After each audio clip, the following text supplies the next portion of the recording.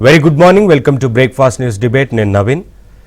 ఇటు బీజేపీ అగ్రనేత కేంద్ర హోంమంత్రి అమిత్ షా ఆహ్వానం మేరకు టీడీపీ అధినేత చంద్రబాబు, జనసేన అధినేత పవన్ కళ్యాణ్ నిన్న రాత్రి అమిత్ షాతో భేటీ అయ్యారు. ఈ భేటీలో జేపీ నడ్డా కూడా ఉన్నారు. ఈ భేటీ సందర్భంగా కీలకంగా పొత్తుల అంశానికి సంబంధించి చర్చించినట్లుగా తెలుస్తూ ఉంది. పెద్ద ఎత్తున ఇప్పటికే లక్ష్యంగా పెట్టుకున్న నేపథ్యంలో ఇది బీజేపీ పెద్ద ఎత్తున ఎంపీ స్థానాలకు, లోక్సభ స్థానాలు గెలిచేందుకు పెద్ద ఎత్తున లక్ష్యంగా పెట్టుకున్న నేపథ్యంలో ఎక్కువ స్థానాలను లోక్సభకు సంబంధించి తమకు కేటాయించాలంటూ అసెంబ్లీలో మీరు గెలవడం ముఖ్యం కాబట్టి అసెంబ్లీ స్థానాల్లో ఎక్కువగా పోటీ చేయండి, కానీ బీజేపీకి మాత్రం ఎక్కువ స్థానాల్లో లోక్సభకు కేటాయించండి అంటూ ప్రతిపాదించినట్లుగా తెలుస్తూ ఉంది.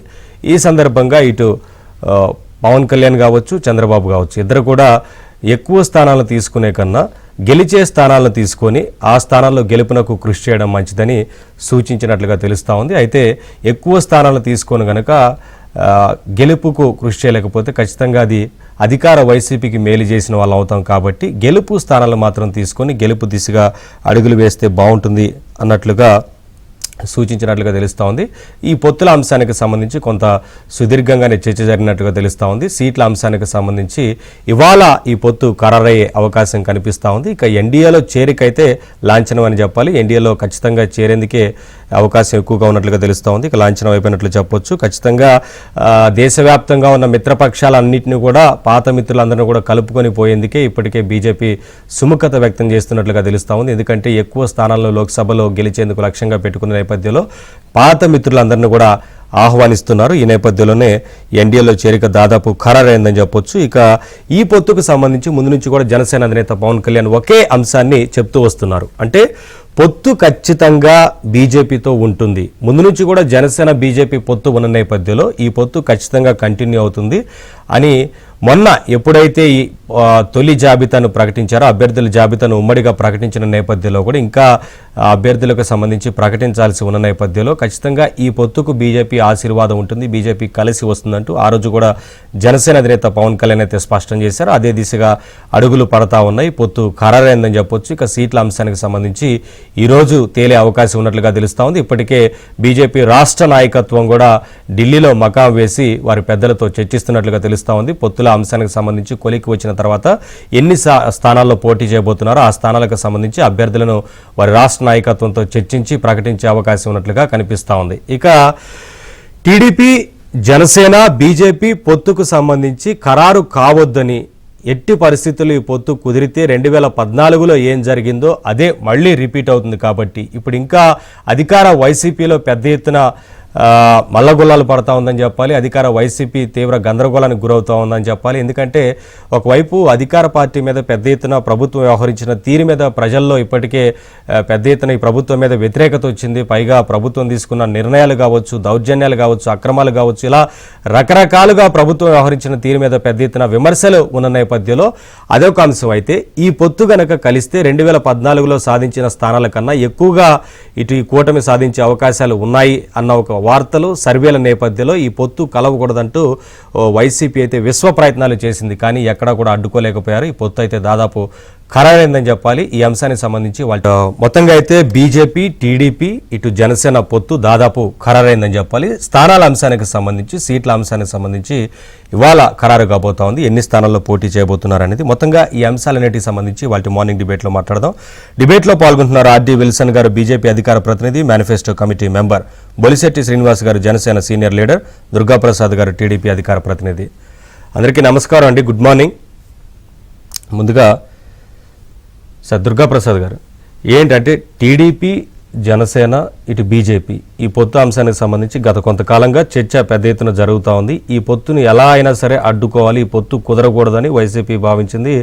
దానికి సంబంధించి ఎన్ని ప్రయత్నాలు చేయాలో అన్ని ప్రయత్నాలు చేశారు, కానీ అది కుదరలేదు. ఇవాళ ఈ పొత్తు అయితే కుదరబోతా ఉంది. ఈ వేవ్ రాష్ట్రంలో ఎలా ఉండబోతుంది అనుకోవచ్చు, ఏంటి మొత్తంగా? డెఫినెట్గా ఇప్పుడు ఆంధ్ర రాష్ట్రంలో, గుడ్ మార్నింగ్ మీకు, చర్చలో పాల్గొన్న విల్సన్ గారికి, శ్రీనివాస్ గారికి, ఈరోజు ఆంధ్ర రాష్ట్రంలో పరిస్థితి చూస్తే ఎంత దయనీయంగా ఉందో తెలుసు. అంటే ప్రజలకి విముక్తి కలిగించాలని, ఒక రకంగా ప్రజా పరిపాలన తీసుకురావాలని చెప్పి మొదటి నుంచి కూడా జనసేన, తెలుగుదేశం పార్టీ పనిచేస్తూ పవన్ కళ్యాణ్ గారు దాంట్లోనే భాగంగా చెప్తున్నారు. డెఫినెట్గా కేంద్రంలో కూడా నేను వారిని అడిగి, వారు ఎన్డీఏలో ఉన్నారు కాబట్టి ఖచ్చితంగా ఒప్పించి నేను ఓకే 2014లో ఏ విధంగా అయితే పోయినామో ఇప్పుడు కూడా అదే విధంగా పోవాలా. ఇది ఏదో రాజ్యాధికారం కోసం అని కాదు, ప్రజల్ని ఈ రాచరిక పరిపాలన నుంచి విముక్తి చేయటం. రాచరిక పరిపాలనే, ఎక్కడ కూడా రూల్ ఆఫ్ లా లేదు, అనేకమైనటువంటి రోజు డిస్కస్ చేస్తున్నాం మనం. ఆర్థిక వ్యవస్థ చిన్నాభిన్నంగా ఉంది. ఇవాళ కూడా చూసాం, నిన్న కూడా 5 లక్షల కోట్లు ఎంతో వేశాడు, 5,000 కోట్లు ఎంతో సంక్షేమ పథకాలకు వేసాడు. ఏ దాంట్లో సంక్షేమం ఎప్పుడు కూడా ఆర్థిక అభివృద్ధి సంక్షేమం 2 కళ్ళుగా ఉండాలి. అట్లాంటిది ఇవాళ ఒకే సంక్షేమం బాటలో, అంటే ప్రజలు కూడా ఆలోచించాలి. ఇవాళ డబ్బులు వస్తున్నాయి కాబట్టి తీసుకుంటున్నాం కాబట్టి అంటే రాష్ట్రం అధోగతి పాలైపోతుంది. రాష్ట్రం యొక్క డెవలప్మెంట్ లేదు. ఇప్పుడు అప్పులు పుట్టినంత కాలం ఇవాళ ప్రభుత్వంలో ఉన్న ఆఫీసులతో సహా అన్నీ తనఖా పెట్టి మొత్తం ఇల్లు వాకిలి అన్నీ అమ్ముకొని రోడ్డు మీద నిలబడ్డట్టు ఒక సామాన్యుడి పరిస్థితి ఉందో ఇవాళ ఆంధ్రప్రదేశ్ పరిస్థితి అట్లుంది. అలాంటి పరిస్థితి నుంచి ప్రజల్ని బయటపడేయటానికి కోసం తెలుగుదేశం పార్టీ జనసేన ఇద్దరు కలిసి కూడా అవసరమైతే బీజేపీ దగ్గర మీరు సీట్ల గురించి ఏదో చెప్పారు, ఒక సీట్ అటో ఇటో అయినా సరే ఈ ఆంధ్ర రాష్ట్ర ప్రజలకు విముక్తి కలగజేయాలి ఆ పరిపాలన నుంచి. ముఖ్యంగా ఇవాళ జగన్మోహన్ రెడ్డి గారికి కూడా అర్థమైంది ఇది బాగా యాంటీ ఇన్కంబెన్సీ ఉంది, దీన్ని ఎట్లా ఇది చేసుకోవాలని చెప్పి అనేక సర్వ ప్రయత్నాలు చేశారు. పవన్ కళ్యాణ్ గారికి మాకు కుదరకూడదని వాళ్ళ సోషల్ మీడియాలో ఇష్టానుసారంగా మాట్లాడారు. ఇవాళ కూడా చూసాం, అక్కడ నుంచి పవన్ కళ్యాణ్ గారి వైపు నుంచి కూడా ఎంతోమందిని అటుపక్క నుంచి ఇటుపక్క నుంచి ప్రయోగించి ఎన్నో మాటలు అనిపిస్తున్నా, కానీ జన సైనికులు కానీ ఆ లీడర్లు కానీ బ్రహ్మాండంగా వారు కూడా కౌంటర్లు ఇస్తున్నారు అన్నిటికీ. అయితే అంటే ఈ పొత్తు ఎక్కడన్నా ఒక్కడ బ్రేక్ అయిపోతే మాకు లాభం జరుగుతుంది, యాంటీ ఇన్కంబెన్సీ ఓటు మొత్తం కూడా చీలిపోద్ది, అప్పుడు నేను ఎంతో కొంత లాభపడవచ్చు అనేది జగన్మోహన్ రెడ్డి గారి ఉపాయం. కానీ ఇవాళ కేంద్ర ప్రభుత్వం కూడా ఆలోచించింది. నిజంగా కూడా ఈ 5 సంవత్సరాల్లో కూడా రాష్ట్రం పూర్తిగా వెనుకబడతానికి గురైంది. సంక్షేమ పథకాలు ఇచ్చే దాంట్లో భారతీయ జనతా పార్టీ కూడా వాళ్ళు కూడా ఆలోచిస్తున్నారు, ఏంది ఈ డబ్బు అంతా ఇట్లా ఈ విధంగా చేసి అక్కడ ఏంది డబ్బు విపరీతం 11 లక్షల కోట్ల అప్పు చేశారు. అదేమంటే ఆన్ రికార్డులో FRBM లోబడేమో చూపిస్తారు కేంద్రానికి ఇచ్చేటప్పుడు, కానీ బయట SUలు పెట్టి విపరీతంగా కోట్లాను కోట్లు వేల కోట్లు. కానీ అంత అప్పు చేసినా మీరు అన్నట్లుగా అంత సంక్షేమం చేసిన వారైతే పెద్ద ఎత్తున ఆ డబ్బంతా అకౌంట్ లోకి వెళ్ళలేదు కదా, అదే ఎక్కువగా కనిపిస్తా ఉంది. ఈ సంక్షేమ పథకాలు గత ప్రభుత్వంలో కూడా అమలయ్యాయి కదా. డెఫినెట్ గా గత ఏ ప్రభుత్వాలైనా సరే ఈ భారతదేశంలో సంక్షేమ పథకాలు వస్తే ఆదాయంలో ఉన్నదాన్ని ఒక 15%, 12% వచ్చిన ఆదాయం దాంట్లో నుంచి ప్రజలకు పంచుతారు, పేదవాళ్ళకి. కానీ ఇవాళ ఈ ప్రభుత్వం జగన్మోహన్ రెడ్డి ప్రభుత్వం చేస్తున్నది ఏంటంటే అసలు కంప్లీట్గా అంటే డబ్బు లేకపోయినా సరే ఆస్తులు కుదవబెట్టి తీసుకొచ్చి ప్రజలకు పంచడం అంటే ఏంటది అసలు? అది ఏమర్థం దానికి అర్థం ఏముంది, పరమార్థం ఏముంది? డబ్బులు వచ్చేవాళ్ళు తీసుకుంటే పోనీ పేదవాళ్ళందరికీ ఇచ్చావా, దాంట్లో ఎంతమందిని ఎగ్గొట్టావో అది కూడా తెలుస్తుంది కదా. సరే, కాబట్టి మీరు ఇచ్చినటువంటి వారు ఒక్కటే ఉందండి ఇవాళ సంక్షేమ పథకాలు 11 లక్షల కోట్ల అప్పు చేసి 3,20,000 కోట్ల సంక్షేమ పథకాలు ఇచ్చామని వాళ్ళు చెప్పుకోండి. కానీ మిగతా డబ్బంతా ఏమైంది, దేనికి ఖర్చు అయింది? దరిదాపుగా మెయింటెనెన్స్ అదంతా చూసినా కూడా ఇవాళ ఎట్టి పరిస్థితిలో ఓవరాల్ లెక్క చూసినా కూడా 50,000 కోట్ల రూపాయలు దుర్వినియోగం అయినట్టుగా తెలుస్తుంది. ఓకే సార్, పథకాల అంశం గురించి ఇతర అంశాల గురించి మాట్లాడదాం. ఒకసారి పొత్తుల అంశం గురించి బొలిశెట్టి గారి వాయిస్ తీసుకున్న తర్వాత మళ్ళీ వస్తాను. సార్ శ్రీనివాస్ గారు గుడ్ మార్నింగ్ అండి. ఏంటి ఈ పొత్తుకు సంబంధించి ముందు నుంచి కూడా పవన్ కళ్యాణ్ గారు చెప్తా ఉన్నారు, ఖచ్చితంగా బీజేపీ జనసేన టీడీపీ పొత్తు ఉంటుంది, బీజేపీ ఆశీర్వాదం ఉంటుంది అని చెప్తూ వస్తున్నారు. సరే, ఇవాళ ఖరారు అయిపోయినట్లే దాదాపుగా ఇక స్థానాల అంశానికి సంబంధించి పోటీ చేసే అంశానికి సంబంధించి ఒక క్లారిటీ రావాల్సి ఉంది. ఎట్లా ఉంటుంది ఈ వేవు, ఏం చెప్తారు? ఆ తర్వాత ఈ పొత్తుని ఏ రకంగా అయినా సరే చెడగొట్టాలన్న ఒక వైసీపీ ప్రయత్నం అయితే చేసింది, కానీ ఇవాళ వారి ప్రయత్నం ఫలించలేదు, ఈ పొత్తు అయితే ఖరారు అయిపోయింది. ముందుగా మీకు ప్యానెల్లో ఉన్న మిత్రులందరికీ నమస్కారం అండి. ఈ రోజు జరిగే పరిణామం వైసీపీ ఉత్కంఠ ఎదురు చూస్తున్న ప్రజల కంటే ఎక్కువగా, ఎందుకంటే 3 కలవకూడదని ముందు నుంచి భావిస్తున్నటువంటి పార్టీ వైసీపీ. పైకి మేకపోతు గాంభీర్యం వైసీపీ బీజేపీని అటు ఇటు మాట్లాడటం తప్ప ప్రాక్టికల్ గా చూసుకుంటే బీజేపీని ఢిల్లీ వెళ్ళి వాళ్ళ కాలబేరానికి వెళ్ళడం, ఇక్కడికి వచ్చి మేకపోతు గాంభీర్యంగా మాట్లాడే అలవాటు ఉన్నటువంటి ఆ పార్టీలో ఇవాళ ఒక గుబులు మళ్ళీ కనుక ఈ పొత్తు చెడిపోతే ఎక్కడ మళ్ళీ కోర్టులకు వెళ్ళాలో, ఎక్కడ ఏ రకంగా మళ్ళీ మనం అవినాష్ రెడ్డి అరెస్ట్ అంటారో, ఎలాంటి ఇబ్బందులు ఉంటాయో అని ఆలోచన తప్ప ఈ నిజంగా పొత్తు కలిస్తే రాష్ట్రం బాగుపడుతుంది.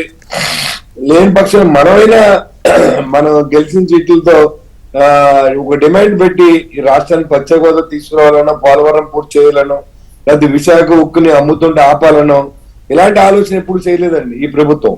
ఎంతసేపు వాళ్ళ స్వార్థం కోసం ఈ 51% ఓట్లని మీరు ఎందుకు వాడుకున్నారంటే మీ స్వప్రయోజనాల కోసం, మీ కుటుంబ ప్రయోజనాల కోసం, ఏదైతే మీరు ఇవాళ చేసి అన్నిటికీ కూడా వాళ్ళ మెదకుండా కూర్చుంటారనే ఉద్దేశంతో మీరు వారి యొక్క సన్నాయి నొక్కులు నొక్కుతా మా రాష్ట్రానికి ఏం అవసరం లేదన్న తీరుగా ప్రవర్తించిన సందర్భం ఈ రాష్ట్ర ప్రజలకు కూడా అందరికీ అర్థమవుతా ఉంది. కాబట్టి ఏమైనా ఇప్పుడు మనం ఆలోచించింది ఏంటంటే ఈ రాష్ట్రంలో దోపిడీకి గురవుతుంది, ఒక పక్కన అప్పులు గొప్పగా మారిపోతా ఉంది. ఇలాంటప్పుడు కానీ మన పొత్తులో ఉండి ఈ రాష్ట్రాన్ని విజయం సాధిస్తే గాడిని పెట్టొచ్చు ఆర్థిక వ్యవస్థలను ఆలోచనతో పవన్ కళ్యాణ్ గారు, చంద్రబాబు నాయుడు గారు ఆలోచన చేసిన మీదట ఇప్పుడు రాబోయే ప్రభుత్వం కేంద్రంలో బీజేపీ రావచ్చు అనేది సంకేతాలు వినపడుతున్నప్పుడు ఖచ్చితంగా వాళ్ళతో కలిసి ఉండాలి. కలిసి ఉంటేనే రాష్ట్ర అభివృద్ధి చెందుతున్న దిశలో ఒక 10 అడుగులు కింద దిగైనా సరే కలపాలని ఆలోచన ఇద్దరు నాయకులు ఆలోచించిన మాట వాస్తవం అండి. అంతేగాని వాళ్ళు కలిసినంత వల్ల మనకేం కలిసి వస్తుందని పవన్ కళ్యాణ్ గారు కానీ చంద్రబాబు గారు కానీ ఆలోచించలేదని ప్రజలకు కూడా అర్థమవుతోంది. అది దీంట్లో ఇంకా క్లియర్ కట్ గా మీకు అర్థమవుతుంది కదా. ఇప్పుడు వాళ్ళు కలిస్తే ప్రత్యేక హోదా తీసుకురావడానికో లేదా విభజన హామీలు పూర్తి చేసుకోవడానికో, పోలవరాన్ని వేగవంతంగా పూర్తి చేయాలి, అమరావతి నగరం నిర్మించుకోవాల్సిన అవసరం ఉంది, రాజధాని రాష్ట్రంగా ఉంది. ఇలాంటి పరిస్థితుల్లో కేంద్ర ప్రభుత్వం ఖచ్చితంగా మనం సహకరించవలసిన అవసరం ఉంది. కాబట్టి ఈ గడిచిన 5 సంవత్సరాల్లో ఈ ఆంధ్ర రాష్ట్ర ప్రజల యొక్క టైం అంతా వేస్ట్ అయింది. వీళ్ళు ఓటేసి ఆర్థిక వ్యవస్థ పతనం అయింది. ఇక్కడ ఏదైతే నిర్మాణ రంగం కుదేలు అయిపోయింది. మరి భవన నిర్మాణ కార్మికులు ఖాళీ అవుతా ఉన్నారు, యువతకు ఉద్యోగం లేదు. ఇవన్నీ దృష్టిలో పెట్టుకుంటే ఖచ్చితంగా కేంద్ర ప్రభుత్వం నుంచి నిధులు తెచ్చుకోవాల్సిన అవసరం.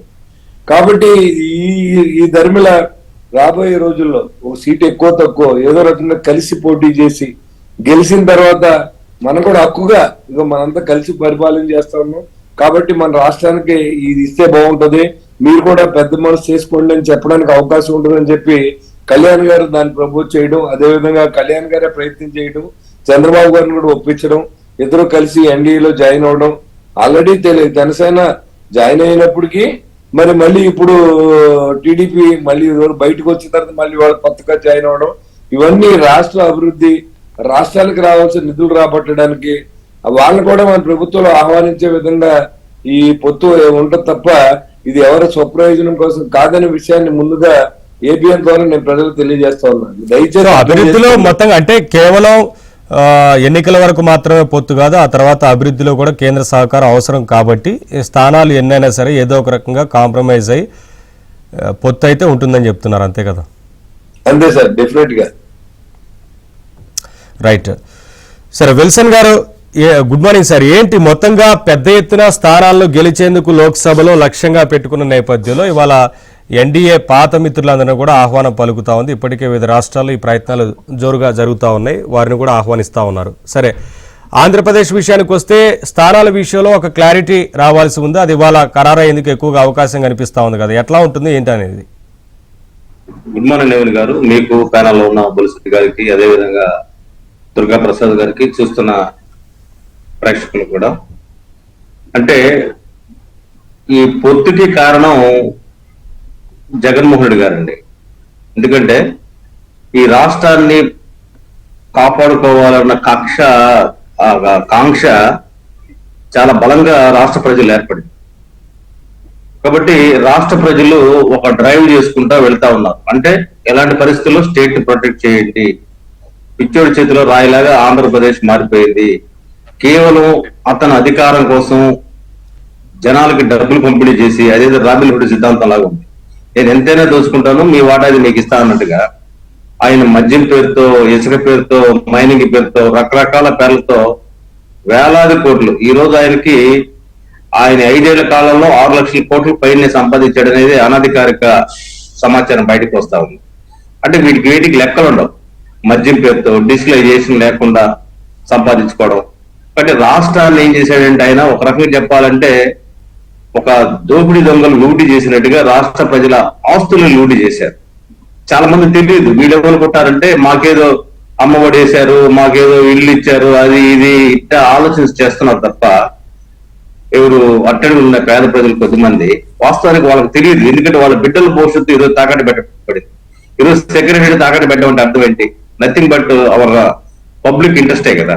కాబట్టి ఇప్పుడు జగన్మోహన్ రెడ్డి గారి పాలనలో 100% ప్రజా ప్రయోజనం దెబ్బతిన్నదనేది చాలా స్పష్టం. అదే సమయంలో ఈరోజు రాష్ట్రంలో ఏ మారుమూల ప్రాంతానికి పోయినా గుంటలు, ఎక్కడైనా సరే ఒక సాఫీ గుంట, ఒక రోడ్డు కనబడుతుంది, మొత్తం గుంటలమయం. ఆటో వాళ్ళు అనేక మందితో నేను విజయవాడలో మాట్లాడుతున్నప్పుడు వాళ్ళకి ఇచ్చే డబ్బుల కంటే అయ్యే ఖర్చు ఎక్కువ. అంటే ఆయనకి ఏంటంటే అసలు ఎక్కడ కూడా రాష్ట్రంలో రోడ్లు లేకుండా, రాష్ట్రంలో ఒక అభివృద్ధి నమూనా లేకుండా పోయింది. ఈరోజు మన యూత్ ఏం చేస్తున్నారు, అటు బెంగళూరుకో లేకపోతే మరి హైదరాబాద్ కో చెన్నైకో పోయి ఉద్యోగాలు తెచ్చుకునే పరిస్థితి ఎందుకు వచ్చారు అంటే, ఈరోజు కేంద్రం ఇచ్చిన 45 సంస్థల్ని అమరావతిలో గానీ ఎస్టాబ్లిష్ చేస్తే ఖచ్చితంగా లక్షలాది మంది ఉద్యోగాలు వస్తాయి. అదేవిధంగా ఆయనకి ఏదో కక్ష, ఏదో చంద్రబాబు నాయుడు ఏదో వ్యక్తిగత ఆస్తి అన్నట్టుగా అమరావతిని టార్గెట్ చేసి అమరావతిని పడకేయించడం ద్వారా ఒక పెద్ద బ్లండర్ చేశాడు ఆయన. తర్వాత గతంలో ఎన్నికల టైంలో ఒప్పుకొని ఏది అమరావతి రాజధానిని ఒప్పుకొని ఈరోజు అమరావతిని పడకేయించడం ద్వారా జగన్మోహన్ రెడ్డి గారు ఒక నయవంచుకుడు అనేది ప్రజల్లో గెలిపోయింది. అన్నిటిని దృష్టి పెట్టుకొని భారతదేశంలో అత్యంత పవర్ఫుల్ పర్సనాలిటీగా ఉన్న అమిత్ షా గారు ఇది భ్రష్టాచార ప్రభుత్వాన్ని, జగన్మోహన్ రెడ్డి గారి ప్రభుత్వాన్ని బాహాటంగా చెప్పడం జరిగింది. అంటే ఆ రోజే నాకు తెలిసి ఇటువంటి బీజం పడింది బలంగా, ఎందుకంటే ఈ ప్రభుత్వం దించాలనే దగ్గర పడింది. తర్వాత పవన్ కళ్యాణ్ గారు లాంటి వారు మా మిత్రుడిగా ఆయన గారు, మనం ఇక్కడ ఆంధ్రప్రదేశ్ లో మీ సహకారం లేకుండా మేము గవర్నమెంట్ ఫామ్ చేయలేము, ఖచ్చితంగా మీరు సపోర్ట్ కావాలని ఆయన ఆశించడము, అదే విధంగా చంద్రబాబు నాయుడు గారు కూడా పాజిటివ్ గా రియాక్ట్ కావడం వల్ల ఈరోజు బహుశా ఈ అమెరికా అనేది సాధ్యమవుతుంది నేను అనుకుంటున్నా. అదే సీట్ల విషయంలోనే సరే, అసెంబ్లీ మీకు ప్రాధాన్యత కాకపోవచ్చు అనే విషయం మీ కేంద్ర పెద్దలు చెప్తున్నారనేది ఒకటి. తక్కువ స్థానాల్లో అసెంబ్లీలో పోటీ చేసిన లోక్సభ స్థానాల విషయానికి వచ్చినప్పటికి మాత్రం ఎక్కువ స్థానాలు కోరుతున్నారు అనేది ఎట్లా అంటే, ఇప్పుడు వాస్తవానికి పొత్తు మా పార్టీలో 99%, 99.9% కేడర్ కోరుకోలేదండి. ఎందుకంటే మా పార్టీలో ప్రతి నియోజకవర్గానికి ముగ్గురు అభ్యర్థులు మాకు లిస్ట్ తయారు చేసుకున్నాం, పార్లమెంట్ చేసి. ఎందుకంటే మా ఓటు శాతం ఈరోజు నరేంద్ర మోడీ గారు అయోధ్య తర్వాత ఓటు శాతం గణనీయంగా పొత్తు కేడర్ కోరుకోలేదంటే గెలుపు అవకాశాలు కూడా చూడాలి కదా. అంటే పొత్తులో వెళితే ఎన్ని స్థానాలు గెలుస్తారనేది ముఖ్యం, ఆ తర్వాత విడిగా వెళితే ఒక్క స్థానమైనా గెలుస్తుందా?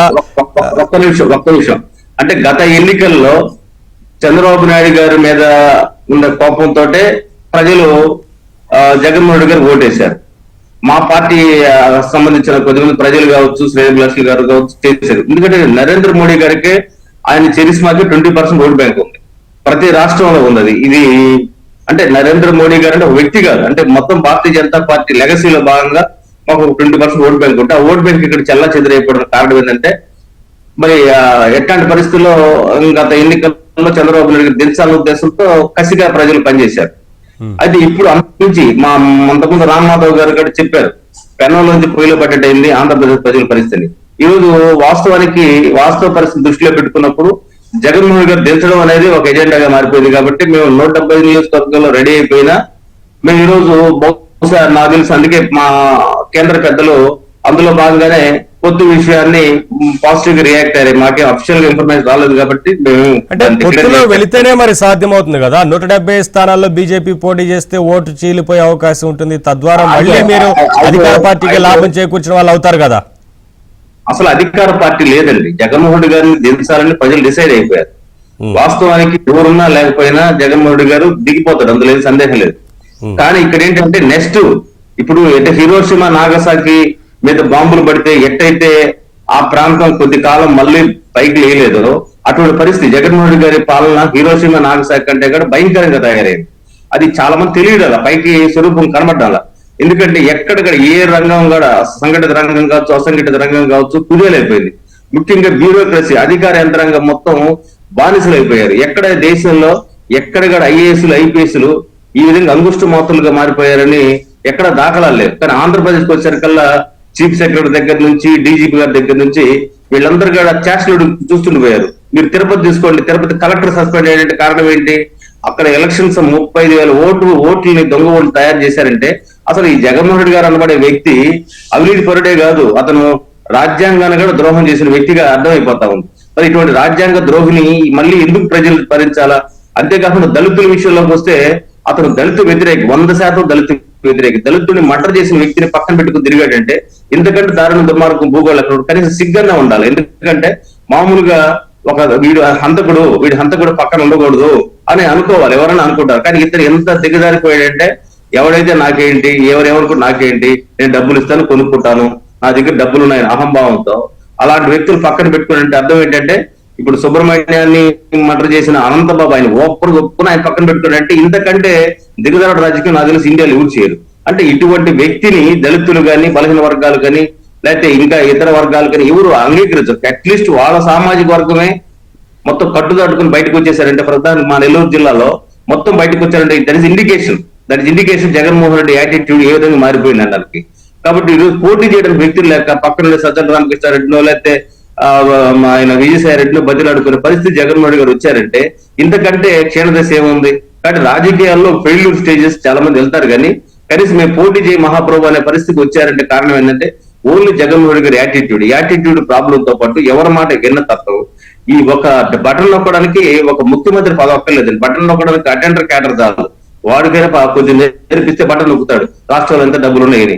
అదే విధంగా ప్రజల ఆస్తుల్ని మనం ప్రొటెక్ట్ చేయాలి, వాస్తవ కస్టోడియన్ గా ఉండాలి. సరే, ప్రభుత్వం వ్యవహరించిన తీరు అధికార పార్టీ విల్సన్ గారు ఒక్క నిమిషం, దుర్గాప్రసాద్ గారు, అంటే ఇప్పుడు విల్సన్ గారు చెప్పినట్లుగా ప్రభుత్వం మీద ఎవరు చెప్పినా ప్రతిరోజు ఇదే విషయం, ప్రభుత్వం మీద పెద్ద ఎత్తున వ్యతిరేకత ఉంది, వారు వ్యవహరించిన తీరు కావచ్చు, ఆ తర్వాత దళితుల మీద చేసిన దాడులు కావచ్చు, అట్లాగే సంక్షేమ పథకాలను మీరు ఇంతకుముందు అన్నారు.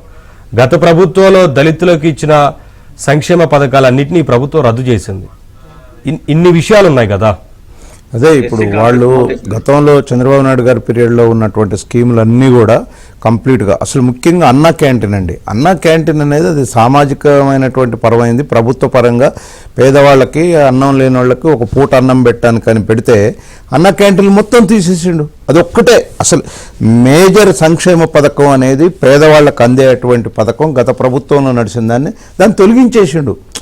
నేను ఏమీ చేయట్లేదు, మీకు డబ్బులు వేస్తున్నా. ఇక్కడ ప్రశ్న ఏంటంటే ఇప్పుడు ఇన్ని ఉన్నాయి, ప్రభుత్వం మీద ఇంత పెద్ద ఎత్తున వ్యతిరేకత ఉంది, ఓటు కూడా ట్రాన్స్ఫర్ కావాల్సిన అవసరం ఉంది. వాళ్ళు ఏది 3 పార్టీల మధ్య పొత్తు కుదిరిన తర్వాత ఇప్పుడు బీజేపీ కింది స్థాయి పూర్తిగా క్యాడర్ మొత్తం కూడా సహకరించాల్సిన అవసరం ఉంటుంది కదా. డెఫినెట్గా ఇప్పుడు ఇవాళ విల్సన్ గారు చెప్పినట్టుగా 3 పార్టీల్లో కూడా కింద స్థాయి నుంచి క్యాడర్లో ఒకే అభిప్రాయం ఉంది.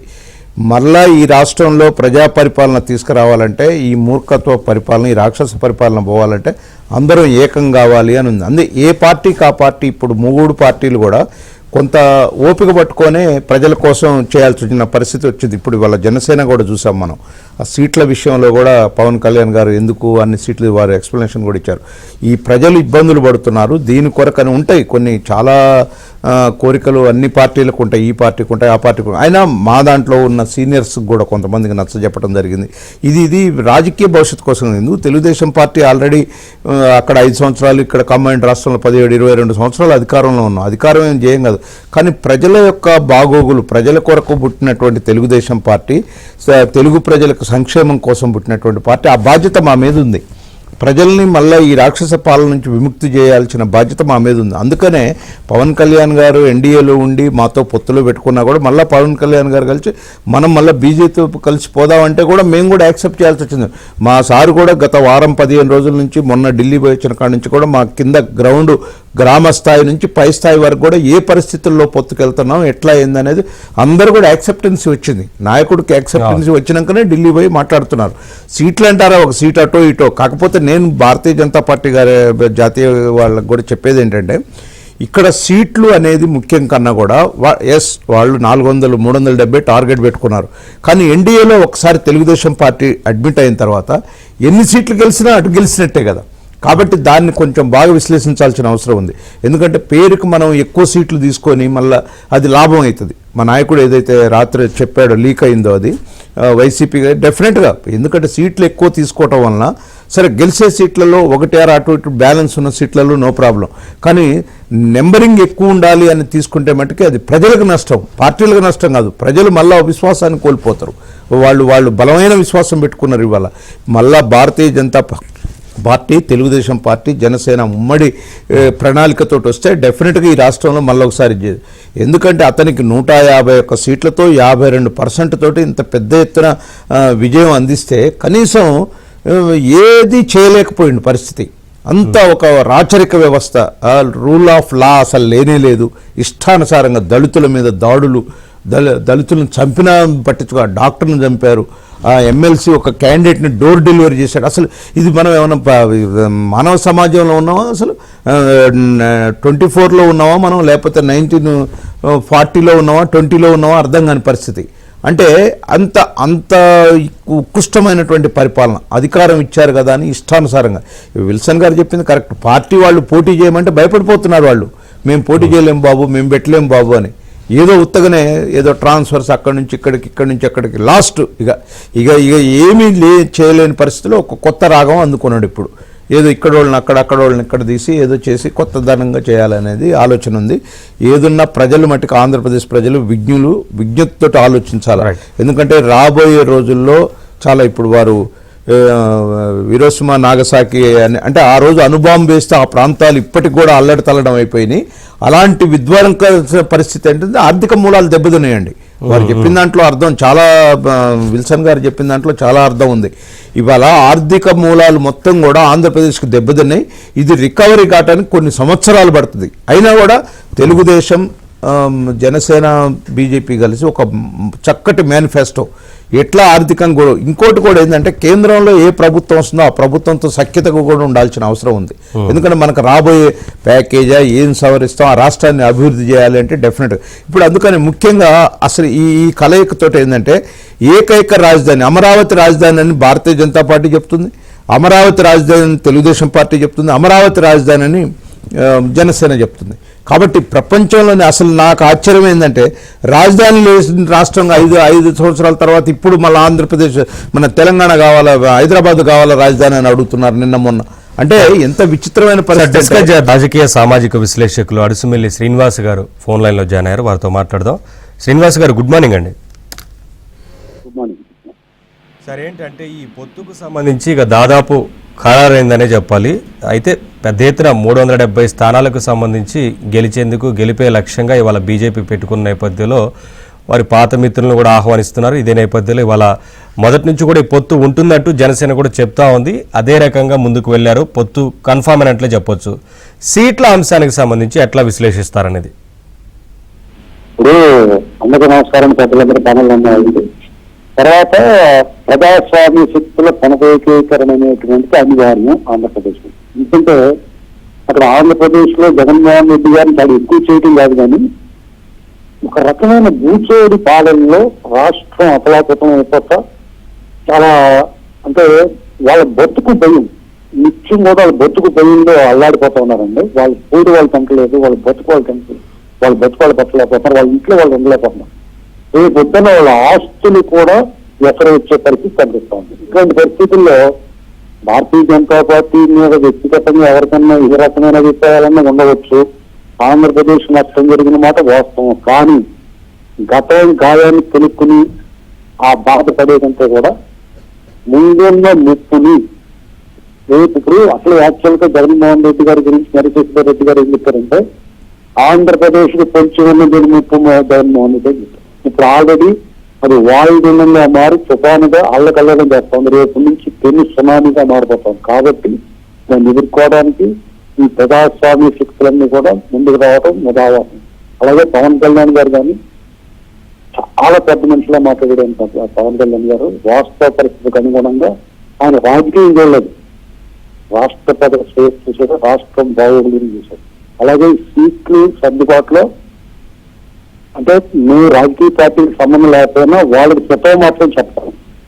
ఈ ప్యానల్లో ఒకసారి బీజేపీకి సంబంధించిన విల్సన్ గారు ఉన్నారు. ఆయన వివేకవంతుడు, విద్యావంతుడు, సాహితీవేత్త, ఎంఆర్పిఎస్ పోరాట వీరుడు. అటువంటి వాళ్ళని ముందుకు తీసుకొచ్చి వాళ్ళు ప్రజల్లో నమ్మకం కల్పించాలి. మేము ఇది రాజకీయ అవసరాల కోసం కాదు, ప్రజల కోసం అనేటువంటి సందేశం. అలాగే శ్రీనివాస్ గారు, మన శ్రీనివాస్ గారు, బొలిశెట్టి శ్రీనివాస్ గారు మాట్లాడటం చూసాను నేను ఒక చోట. ఎంత అద్భుతంగా మాట్లాడారంటే ఇలాగా రాజకీయ రేపట్టని పొత్తులు పెట్టుకుని చేయి కలిపి ఈ ఒకే వేదిక మీద కనిపించడం కంటే కూడా కింద కేడర్లో ఓట్ల ట్రాన్స్ఫర్ అనేటువంటిది కావాలి. ఓట్లు ట్రాన్స్ఫర్ కావాలంటే మీకు ఈ పొత్తు పూర్తి స్థాయిలో ఫలవంతం కావాలంటే వీళ్ళందరూ కూడా ప్రజలకు ఒక సందేశం పంపించాలి. మాది రాజకీయ అవసరం మాత్రం కానే కాదు. ఇక్కడ ఈ రాష్ట్ర ప్రజల పట్ల మేము నిబద్ధతతో ఉన్నాం. ఈ రాష్ట్రానికి మేము చేయదలుచుకున్నాం. ఈ రాష్ట్రం పట్ల మా బాధ్యత ఉంది, ప్రజల భవిష్యత్తు పట్ల మా బాధ్యత ఉంది అనేటువంటి విషయాన్ని ఖచ్చితంగా ఒక సందేశం ప్రజలకు పంపించాలి. దయచేసి ఆ వైపుగా ఆలోచిస్తారని రాజకీయ ప్రతినిధులని మా విజ్ఞప్తి. విల్సన్ గారు ఏం చెప్తారంటే కింది స్థాయిలో క్యాడర్ అంతా కూడా సరే ఇప్పటికే ఆమోదం ఉంది కాబట్టి ఈ పొత్తుకు సంబంధించి చర్చలు జరుగుతున్నాయని చెప్పాలి. మొత్తంగా అయితే ఓటు ట్రాన్స్ఫర్ కావాలంటే వాళ్ళందరూ కష్టపడి పనిచేయాల్సిన అవసరం ఉంది. ప్రభుత్వం మీద ఉన్న వ్యతిరేకతను కూడా ఇవాళ పూర్తి స్థాయిలో ఇంకా ప్రజల్లోకి బలంగా తీసుకువెళ్లాల్సిన అవసరం ఉంది. ఎన్నికలకు పెద్దగా సమయం కూడా లేదు. అన్మ్యూట్ చేయండి, ఆడియో మ్యూట్లో ఉంది విల్సన్ గారు. వాస్తవానికి రాష్ట్రంలో ఉన్న ప్రజల్లో 99.9% జగన్మోహన్ రెడ్డి గారు దిగాలని ఎట్ట కోరుకుంటున్నారో అదే సమయంలో జగన్మోహన్ రెడ్డి గారికి వ్యతిరేకంగా ఉండే శక్తులన్నీ కూడా కలవాలని వాళ్ళు ప్రజలు ఆకాంక్షిస్తున్నారు. అది తెలుగుదేశం పార్టీ లేకపోతే జనసేన అనేది కాసేపు పక్కన పెడితే ఎందుకు కలవాలనుకుంటున్నారంటే వాళ్ళు, నేను ఒక లైవ్ ఎగ్జాంపుల్ ఎందుకు చెప్తున్నానంటే ఎస్సీ కార్పొరేషన్ ని మాలా మాదిగ రిలీఫ్ కార్పొరేషన్ గా డివైడ్ చేసిన తర్వాత ₹1 డబ్బులు ఇవ్వకుండా ఆ కార్పొరేషన్ మూసేసిన దుర్మార్గుడు దేశంలో ఎవరు లేవు. కార్పొరేషన్ చాలా మంది తెలియపోవచ్చు. నేను ఒక జిల్లాకు 10 కోట్లు ఇచ్చేవాడిని. ఈ రోజు ఆటోలైనా, టెంట్ హౌస్లైనా, కార్లైనా, ఇన్నోవాలైనా, ట్రైనింగ్ ప్రోగ్రామ్స్ అయినా, ఎకరా భూమి అయినా సరే ఇవన్నీ వచ్చేది దళితులకు సంబంధించిన కార్పొరేషన్. అది ఎస్టీ కార్పొరేషన్ కావచ్చు, ఎస్సీ కార్పొరేషన్ కావచ్చు, బీసీ కార్పొరేషన్ కావచ్చు. వీటికి డబ్బులు ఇచ్చేదిగా ఢిల్లీ. నరేంద్ర మోడీ గారి దగ్గర నుంచి వచ్చే ఎన్ఎస్ఎఫ్డిసి డబ్బులు. కానీ ఆ డబ్బులుగా డైవర్ట్ చేసిన దుర్మార్గుడు ఎవరు ఉన్నారంటే ఒక్క జగన్మోహన్ రెడ్డి గారే. చాలా మంది తెలియదు. ఆటో వాళ్ళకి మాకు కులానికో కార్పొరేషన్ పెట్టారు, ఏం లాభం? లబ్ధి చేకూర్చకుండా. అదే పాపం అండి. ఆయన ఏంటంటే సిన్ చేశాడు, పాపం చేశాడు. ఆ పాపం నాకు తెలిసి ఇంకొక 100 ఏళ్ళ కాడ ఆ పాపం కడుక్కోలేడు. ఎందుకంటే అడ్మినిస్ట్రేషన్ నీకు ఇచ్చింది నీ సొంత రాజ్యం కాదు, ఇది డెమోక్రసీ. ప్రజాస్వామ్య ప్రభుత్వంలో మీరున్నప్పుడు రెస్పాన్సిబుల్ గా వ్యవహరించాలా. ప్రజల ఆస్తులకి కస్టోడియన్. తండ్రి కంచె చైన్ వేసినట్టుగా తండ్రి స్థానంలో ఉన్న ముఖ్యమంత్రి గారు ప్రజల ఆస్తులు హరిస్తే ఎలా? రేపొద్దున అసలు నివేశన స్థలాలు కూడా మరి బ్యాంకులో తాకట్టు పెట్టే పరిస్థితి వస్తే ఎవరికి కూడా వాడి చేతిలో భూమి ఉండదు. ఇది లేదో ఆనకణాల భూమి వచ్చిందని 10 మంది సంబరపడుతున్నారు. ఆ భూమిని కూడా ఆయన తనఖా పెడతాడు. కాబట్టి ఏది కూడా పరాధీనం అయిపోతా ఉన్న పరిస్థితి ఉంది. కాబట్టి ఇలాంటి పరిస్థితుల్లో పెద్దలు శ్రీనివాస్ గారు చెప్పినట్టు ఖచ్చితంగా పునరేకీకరణ. గతంలో ఒకవేళ గాయపడ్డ హృదయాలున్నా అటు నుంచి కావచ్చు, ఇట్టించని కావచ్చు. కానీ పెద్ద ప్రమాదం ముందుకొచ్చినప్పుడు ఖచ్చితంగా అందరూ కలవాల్సిన పరిస్థితులు వస్తాయి. అది ఒక చారిత్రాత్మక అనివార్యమైన పరిణామం. ఎందుకంటే ఇటువంటి పరిణామం అనేది జరగాలని ప్రజా ఆకాంక్షది. కాబట్టి ఇక్కడ డ్రైవింగ్ ఫోర్స్ ఎవరంటే, అందుకే మొదట చెప్పారు జగన్మోహన్ రెడ్డి గారే కృష్ణమ్మ కలిపింది గోదావరి అన్నట్టుగా జగన్మోహన్ రెడ్డి గారే అన్ని ఈ శక్తులన్నింటినీ కూడా కలుపుతుంటే అర్థం అవుతా ఉంది. ఎందుకంటే ఇక్కడ స్పష్టంగా చెప్పదలుచుకుంది ఏంటంటే జగన్మోహన్ రెడ్డి గారు అనబడే వ్యక్తి నాకు తెలిసి నాకున్న అవగాహన మేరకు ఒక జర్నలిస్ట్ గాను, ఉద్యమకారుడు గాను ఇక భవిష్యత్తులో సీఎం కాలేడు. రేపు కూడా నేను చెప్తున్నా 175 నియోజకవర్గాలు జగన్మోహన్ ఓడించడం అనేది ప్రజల అవసరం. ఇంక్లూడింగ్ పులివెందుల కాడ అతను చిత్తుగా ఓడిపోవాలి. ఎక్కడ ఉందంటే సొంత చిన్నాయన్ని మర్డర్ చేసిన వ్యక్తికి సపోర్ట్ గా పోలీసులు మోహరిస్తాడండి. నీ పోలీసులు అంటే నీ ప్రైవేట్ సైన్యమా? వాళ్ళేమో నీ బౌన్సర్లా? వాళ్ళు అసలు ఎట్టా అడ్డం పెట్టి అవినాష్ రెడ్డి అరెస్ట్ ఆపుతాడంటేనా? అంటే అసలు ఒకటే రెండా ఇటువంటి దుర్మార్గాలు చూసుకుంటే ఒళ్ళు గగురు పడుతుంది. ఇక్కడ ఇంకోటి, సిబిఐ తలుచుకుంటే సీఎంలనే అరెస్ట్ చేసిన చరిత్ర ఉంది. కానీ ఒక ఎంపీని ఎందుకు అరెస్ట్ చేయలేకపోయారన్న అపవాదన కూడా మూట కట్టుకుంది. మరి అంటే నేనేమంటానంటే నేనేమి సిబిఐని లేకపోతే ఇంకొకరిని ఒకళ్ళతో పుచ్చుకోవడానికి సిద్ధంగా లేనండి. సిబిఐ పని సిబిఐ చేయాలి. అరెస్ట్ చేశారు భాస్కర్ రెడ్డిని, అట్టయినా అవినాష్ రెడ్డి గారు అరెస్ట్ చేయాలి. అందులో మాకు సందేహం లేదు. మేము ప్రజల తరఫున పనిచేస్తూ ప్రజల తరఫు పోరాడుతున్నప్పుడు ఖచ్చితంగా అంటే ఈ పాలకుడు వైఖరి చెప్తున్నాను. ఇక్కడ లా అండ్ ఆర్డర్ ప్రాబ్లం వస్తున్న పేరుతో చేసిన డ్రామాలు ఇవన్నీ కూడా చూసుకున్నప్పుడు, న్యాయస్థానంలో లొసుగును అడ్డం పెట్టుకుని డ్రామా ఆడుతున్నప్పుడు, అసలు ఆయన తండ్రి అధికారం ఉన్నప్పుడు 40,000 కోట్ల అటాచ్మెంట్స్ ఉన్నాయని మనకి సమాచారం ఉంది కదా. కాబట్టి అవినీతి అనేది ఆయన లోపల ఉండే ఆ జీన్స్ లో భాగంగానే అవినీతి చేసుకుంటా పోయాడు. ఇప్పుడు ఆయన అంతకుముందు చేసిన అవినీతి కంటే ఇప్పుడు రాష్ట్రం అతలకతలం అయిపోయింది. అసలు రాష్ట్రం ఎటు డెవలప్ అవుతుందండి? ఎవరైనా సరే అన్నం తినేవాడు అమరావతిని పడకేస్తాడా? మహిళలు, రైతులు అనేవాడు ఎవరండి? నాకు తెలిసి రైతు అనేవాడు దేవుడు, గాడ్. వాళ్ళకు కులం లేదు, మతం లేదు, ప్రాంతం లేదు. అన్నం వండితేనే, వాడు బియ్యం పండిస్తేనే మనం తింటాం. ఎవరైనా సరే బంగారం మన దగ్గర కోట్లాది రూపాయల డబ్బులున్నా మరి టన్నులు బంగారం దాని మీద కొడుకోలేరు, దాన్ని తెల్లేరు. కానీ రైతు అనబడే వ్యక్తి మీద బూటుకాళ్ళు పడిన తర్వాత అదొక శాపం అతనికి. కాబట్టి అతనికి ఏ వర్గం మీద కూడా ఆయనకి కనికరం లేదు. మహిళల డొక్కల మీద కాళ్ళేస్తారండి. ఈ రోజు అంతర్జాతీయ మహిళా దినోత్సవం సందర్భంగా నా అక్కలకి చెల్లెలు గడి నేను వాళ్ళ పాదాలకి నమస్కారం పెడితే చెప్తున్నాను, ఈయన్ని ఎంత తొందరగా మీరు సాగనంపితేనే రాబోయే రోజుల్లో భవిష్యత్తు ఉంటుంది. అదే కదా పొత్తు అనేది. ఎస్ విల్సన్ గారు, పొత్తు అనేది చారిత్రక అవసరం అనేది పార్టీల అధినేతలు చెప్తా ఉన్నారు. రాష్ట్రంలో కూడా రాష్ట్రానికి అవసరం, ఇది రాజకీయాలకు కాదు అనే విషయం కూడా స్పష్టం చేస్తారు. సార్ శ్రీనివాస్ గారు, నిన్న పవన్ కళ్యాణ్ గారు కూడా మాట్లాడుతూ ఒక స్టేట్మెంట్ ఇచ్చారు. అంటే ఈ జగన్ గుంపు బారి నుంచి రాయలసీమను రక్షించాల్సిన అవసరం ఉంది, ఎలాగైనా సరే అందరం కలిసి పనిచేయాల్సిన అవసరం ఉంది. ఈ రాష్ట్రంలో ఇంకొకసారి వైసీపీ అధికారంలోకి వస్తే కనుక రాష్ట్రం అల్లకొల్లం అవుతుంది. ఇప్పటికీ 20 ఏళ్ళు వెనక్కి వెళ్ళామనేది కదా అందరు చెప్తున్న అభిప్రాయం. సో రేపు పనిచేయాల్సిన విషయాల గురించి కూడా మీకు దిశానిర్దేశం చేశారు కదా. డిఫరెంట్ గా అండి, ఈ రోజు వైసీపీ ప్రభుత్వం ఇంకొకసారి వస్తే కొండల్లో గుట్టల్లో ఈ సహజ వనరులు ఏవి కూడా మిగిలివండి. ఇవాళ నెక్స్ట్ యువతకి ఏవి లేకుండా చేసిన ప్రభుత్వం వైసీపీ ప్రభుత్వం. మరి ఇలాంటి పరిస్థితుల్లో కుటుంబ పాలన ఎవరైతే మరి ఒక 5 రెడ్డి సామాజిక వర్గం కూడా అందరినీ దగ్గర పెట్టుకోరండి. ఒక 5 ఉంటారు, విజయసాయి రెడ్డి, అదే రకంగా సజ్జల రామకృష్ణారెడ్డి, మిథున్ రెడ్డి, ఇంకా జగన్మోహన్ రెడ్డి, ఇంకా సుబ్బారెడ్డి, ఇలా 5 ఎలా ఉన్నదంటే రాష్ట్రం మొత్తం దోపిడీ అనమాట. ఎక్కడ కూడా భూములు, గవర్నమెంట్ భూములు కానీ ఎక్కడ కూడా ఇసుక గాని లెక్కర్లు కానీ వదలకుండా అసలు మొత్తం రాజకీయంగానే ఉద్యోగాలు ఉన్నాయి తప్ప వ్యాపారం కానీ ఉద్యోగం కానీ బయట ఎక్కడే లేవండి. రాష్ట్రం అంతా ఎదురు చూపులు అనమాట. ఎప్పుడు ఈ ప్రభుత్వం పోతా ఉంది, ఎప్పుడు మంచి రోజులు వస్తాయని చెప్పి ఇటు రైతులు కానీ ఇటు విలేజెస్ కానీ, విలేజెస్ లో ఉన్న మొత్తం ఆ వ్యవస్థను మొత్తం కొప్పుకూల్చారు. సర్పంచ్ కి అధికారాలు లేవు, సర్పంచ్ డబ్బులు లేవు, అక్కడ కనీసం కరెంటు బిల్లు కట్టే డబ్బులు కూడా లేవు. పంచాయతీలకు వచ్చే ఆర్థిక వనరులు 15th ఫైనాన్స్ 14th ఫైనాన్స్ డబ్బులు కూడా వీళ్ళు వాడేసుకున్నారు. ఇలాంటి పరిస్థితులు రాష్ట్రాన్ని పెట్టి వైనాట్ 175 మళ్ళీ సిగ్గు లేకుండా వీళ్ళు మాట్లాడడం ఎక్కడ కనబడతాయి. దీన్ని మరి చూస్తూ ఉంటే ఏంటంటే వీళ్ళు ఏం చెప్పుకోలేక మాట చెప్తారు తప్ప వాళ్ళు ఎంత దోచుకున్నారు అనేది రాష్ట్ర ప్రజలకు అర్థం అవట్లేదు. ఎందుకంటే లెక్కల్లో అన్అకౌంటబిలిటీ, ఎక్కడ గవర్నమెంట్ ప్రమేయం లేదు. ఏదో డిస్టిలైజ్ లో తయారవుతుంది, ఆ సరుకొస్తుంది, ఏదో మేము ఉన్నామని చెప్పుకోవడం తప్ప అంతా డిజిటల్ లావాదేవీలు బదులుగా అంతా క్యాష్ అనమాట. ఎంత వస్తుందో ఎంత పోతుందో కూడా తెలియదు.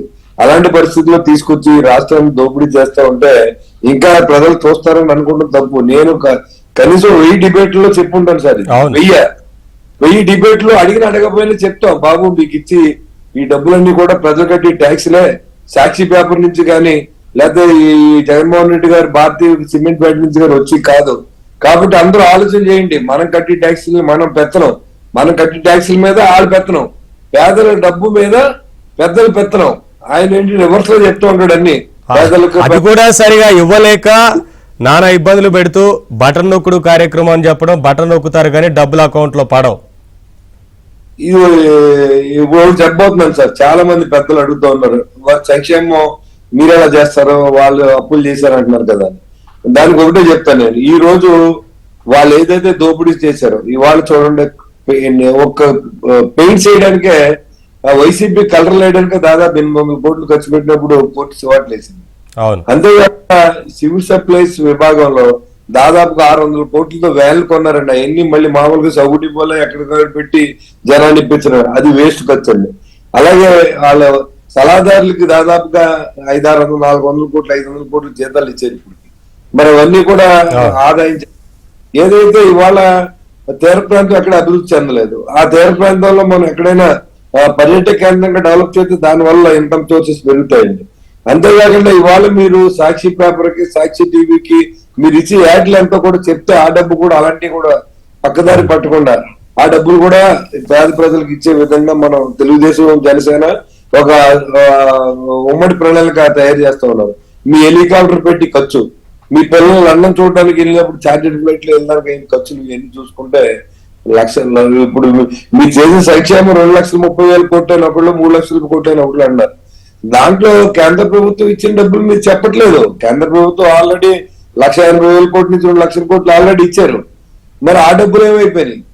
ఇప్పుడు ఆల్రెడీ మేము ఒకటి అడుగుతున్నాం, ఇప్పుడు శ్వేతపత్రం రిలీజ్ చేయండి, మీకు ఆదాయం ఎంత వచ్చింది, జిఎస్టీలో ఎంత వచ్చింది, కేంద్ర ప్రభుత్వం 15% ఎంత వచ్చింది, ఈ డబ్బులు పోను మీరు ఎందుకు అప్పులు చేస్తా ఉన్నారు, ఏ రకంగా మీరు ఎక్కడ ఖర్చు పెట్టారో చెప్పలేని సార్ ఇక పరిస్థితి. ఇవన్నీ ఈ అప్పుల విషయం ఇక చెప్పే పరిస్థితి ఉండదు. ఇదంతా కూడా తర్వాత మీరు ప్రభుత్వంలోకి వచ్చిన తర్వాత డబ్బంతా ఎటుపోయింది, ఏం జరిగింది అనేది ఎంక్వైరీ చేయాల్సిందే, విచారణ చేయాల్సిందే తప్ప ఇప్పుడు మీరు శ్వేతపత్రాన్ని ఎక్స్పెక్ట్ చేయడం అనేది పెద్ద విషయం అవుతుంది.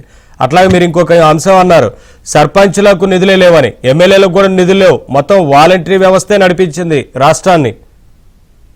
సార్ ఎమ్మెల్యేలకి నిధులు లేవంటే వేరండి, సర్పంచ్ ఒక విలేజ్ కి ఎవరికీ లేవు అనేది చెప్పే ఉద్దేశం.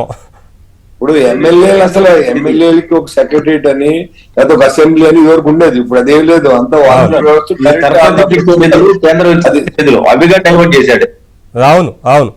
సరే దుర్గాప్రసాద్ గారు ఫైనల్గా చెప్పండి సార్, అప్పుల అంశం గురించి ఒకటి మాట్లాడారు, అట్లాగే సభల అంశానికి సంబంధించి కావచ్చు, రేపు ఎలా సభలు నిర్వహించాలనేది ఉమ్మడిగా సభనైతే ఉంటుంది కదా. మొదటిగా మహిళా దినోత్సవం సందర్భంగా మహిళలందరికీ తెలుగుదేశం పార్టీ పక్షాన శుభాకాంక్షలు. అదేవిధంగా శివరాత్రి సందర్భంగా దేశ ప్రజలందరికీ కూడా శుభాకాంక్షలు తెలుగుదేశం పార్టీ పక్షాన. అప్పుల విషయం వాస్తవమే, సంక్షేమ పథకాలు అప్పులు తెచ్చియటం వలన మొత్తం రాష్ట్రం అంతా కూడా అప్పుల కుప్పైంది. కానీ చంద్రబాబు నాయుడు గారి యొక్క ఆర్థిక విధానాల వల్ల రాష్ట్రం గ్రోత్ రేటు పెరుగుతుంది. ఉమ్మడి రాష్ట్రంలో కూడా 10,000 కోట్లకు ఉన్నటువంటి బడ్జెట్ని 70,000 కోట్లకు తీసుకుపోయినటువంటి ఘనత అయింది. ఇవాళ అదే ఆంధ్రప్రదేశ్ కనుక ప్రజలు ఒక్కసారి ఛాన్స్ అన్నందుకు జగన్మోహన్ రెడ్డి గారికి ఇచ్చారు, అదే ఇవాళ చంద్రబాబు నాయుడు గారికి కనుక ఇచ్చుంటే ఇవాళ రాజధాని డెవలప్మెంట్ అయ్యి రాజధాని ఒక రకంగా రేంజ్లో తీసుకుపోయి ఇవాళ రాజధానిని కూడా డెఫినెట్గా డెవలప్ చేస్తే అక్కడ పెట్టుబడులు వస్తాయి, రాజధాని ద్వారా కూడా కొంత బోల్డంత లాభం వస్తుంది. అదంతా చేసుకొని అంటే ఆర్థిక వ్యవస్థని ఏ విధంగా పరిపుష్టి చేయాలనే చంద్రబాబు నాయుడు దగ్గర ఉపాయాలు ఉన్నాయి, జగన్మోహన్ రెడ్డి మన పవన్ కళ్యాణ్ గారి దగ్గర ఉపాయాలు ఉన్నాయి. డెఫినెట్గా మేము ఒక విజన్ తోటి వస్తున్నాం. అందుకనే చూడండి మీరు జగన్మోహన్ రెడ్డి ఇచ్చిన సంక్షేమ పథకాల కన్నా కూడా బెటర్ సంక్షేమ పథకాలు ఇచ్చినాం. మేము ఒక్కటే, గతంలో తెలుగుదేశం పార్టీ ఒక సిస్టమ్ చేసేది, ఫస్ట్ సంపాదించిన తర్వాత లాస్ట్ చివరి 1 ఇయర్లో మేము ప్రజలకు డిస్ట్రిబ్యూట్. మీరు చూడండి మా పరిపాలన ఎప్పుడున్నా సరే 2004లో అదే చేసాం, 99లో లాస్ట్ ఎండింగ్లో కూడా అదే చేసాం. అంటే ఎప్పుడు గవర్నమెంట్లో ఉన్నా సరే ఫస్ట్ 3 సంవత్సరాలు రాష్ట్ర గ్రోత్ పెంచిన తర్వాత లాస్ట్ 1.5 ఇయర్ సంక్షేమ పథకాలను ఎక్కువగా ఇచ్చేసాం. కానీ ఇవాళ మేము అట్లా కాదు, రాష్ట్రం చాలా వెనకబడి ఉంది, పేద వర్గాలు పెరిగినాయి కాబట్టి డెఫినెట్గా రెండింటిని సంక్షేమ పథకాలని ప్లస్ ఆర్థికంగా పరిపుష్టిని చేసేది రెండు కళ్ళగా చూసుకుంటూ ప్రభుత్వంలోకి వచ్చిన మొదటి రోజు నుంచే సంక్షేమ పథకాలు అమలు చేస్తూ రాష్ట్రం యొక్క డెవలప్మెంట్ను కూడా యాక్టివిటీ ఈ రోజు 100 సంపాదించి 90 పేదలకు ఇవ్వడానికే ఖచ్చితంగా ఒక నిర్మాణమైనటువంటి దాన్ని తయారు. అభివృద్ధి సంక్షేమం అనేది జోడెద్దుల మాదిరిగా ఉంటేనే, అభివృద్ధి జరిగితేనే పరిశ్రమలు వస్తేనే తద్వారా వచ్చే ఆదాయంతోనే సంక్షేమ పథకాలు ఇవ్వడానికి కానీ సంక్షేమం చేయడానికి కానీ అవకాశం ఉంటుంది. సరే విల్సన్ గారు ఫైనల్ గా కంక్లూడ్ చేయండి. అంటే ఎన్నికల నోటిఫికేషన్ వస్తే వన్స్ ఇంకా వేవ్ మారేందుకు కానీ ప్రజల మూడు మారేందుకు కానీ ప్రజలు బయటకు వచ్చి బహిరంగంగా చెప్పేందుకు అవకాశం ఉంటుంది. ఎందుకంటే ఇప్పటికే చాలా మందిలో భయాలున్నాయి, ఇంకా ఈ కేసుల భయాలు వెంటాడుతూ ఉన్నాయి కదా, ఎవరు కూడా కొంత నోరు విప్పేందుకు భయపడుతుంటారు. కానీ నోటిఫికేషన్ వస్తే వన్స్ వేవ్ అనేది ఇంకెక్కువగా మారుతుంది అనేది.